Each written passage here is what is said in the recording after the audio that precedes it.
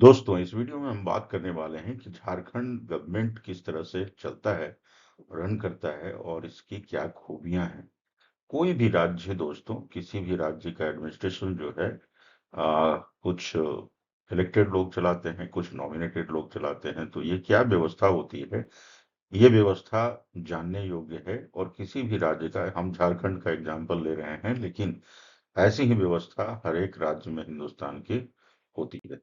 तो आइए हम लोग बातें करते हैं कि इस पूरे वीडियो का एजेंडा क्या रहेगा। तो एजेंडा में 6 लेवल तक हम लोग बात करेंगे: state level administration, divisional level financial overview and district level administration, sub division level administration या गवर्नेंस, ब्लॉक या तहसील लेवल एडमिनिस्ट्रेशन या गवर्नेंस, और विलेज लेवल या लोकल सेल्फ गवर्नमेंट का एडमिनिस्ट्रेशन।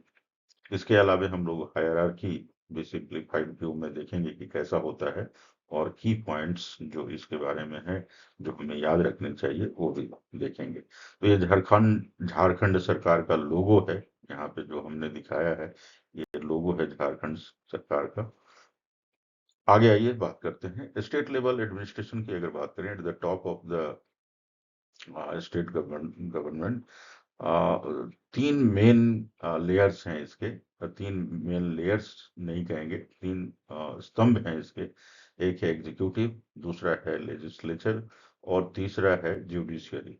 तो पहला एग्जीक्यूटिव लेवल पे अगर हम लोग देखें तो गवर्नर होते हैं, जिसे कॉन्स्टिट्यूशनल हेड माना जाता है स्टेट का। कॉन्स्टिट्यूशन, हमारा देश कॉन्स्टिट्यूशन के द्वारा चला जाता है। तो उस कॉन्स्टिट्यूशन को उनके वैल्यूज को अपहोल्ड किया जा रहा है कि नहीं किया जा रहा है, उसका जो रिप्रेजेंटेटिव है वो गवर्नर है, वो हेड है, स्टेट का head. Chief minister real executive head हैं ये, जो कि इलेक्शन के द्वारा चुना जाता है। जो भी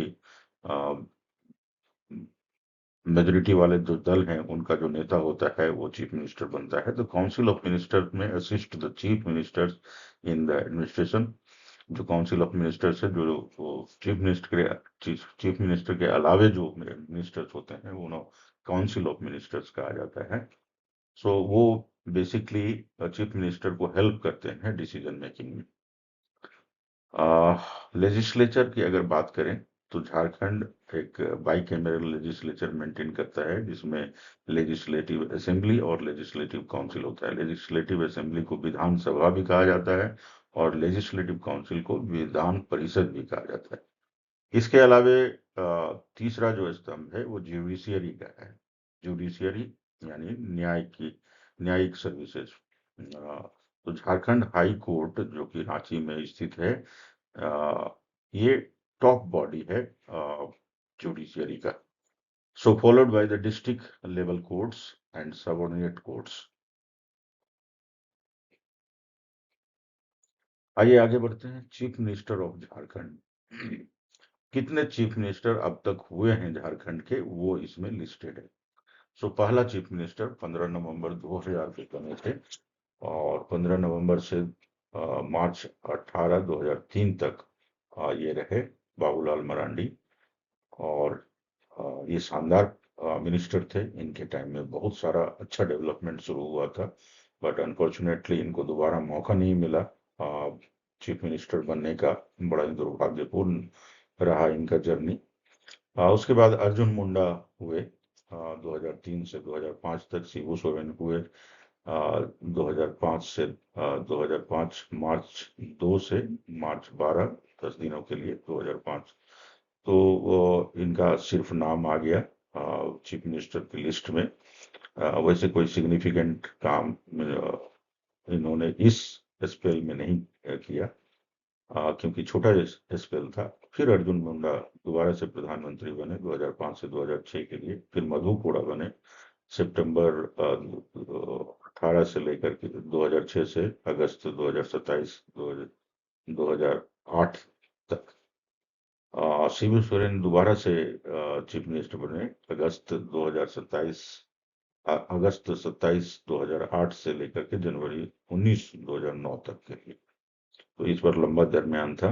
उनका। उसके बाद प्रेसिडेंट रूल लग गया दोस्तों, जो कि अपने आप में एक इतिहास है। 19 जनवरी 2009 से लेकर के दिसंबर 30 2009 तक का जो कालखंड था, उसमें प्रेसिडेंट रूल लगा रहा।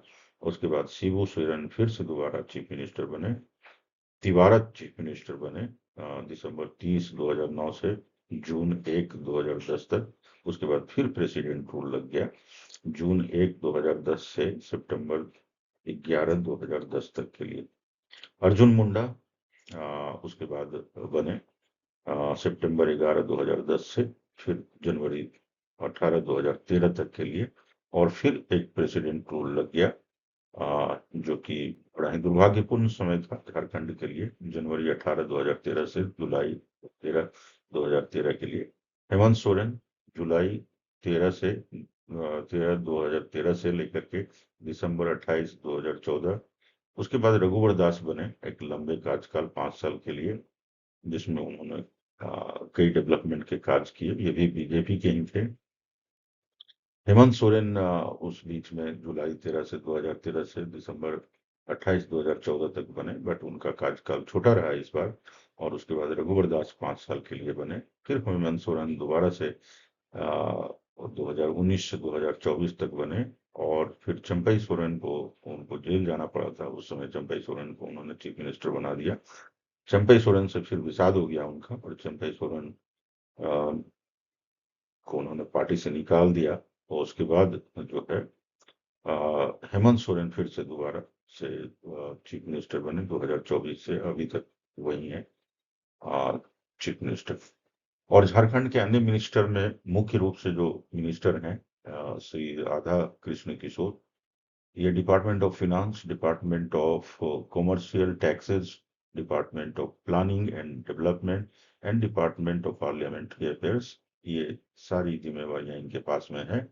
Shri Deepak Birua, department of revenue, registration and land reforms and department of transport, ये सारे इनकी जिम्मेवारी में है। उसके बाद है Shri Chamra Linda, department of welfare of scheduled tribes, scheduled caste and backward classes excluding minority welfare.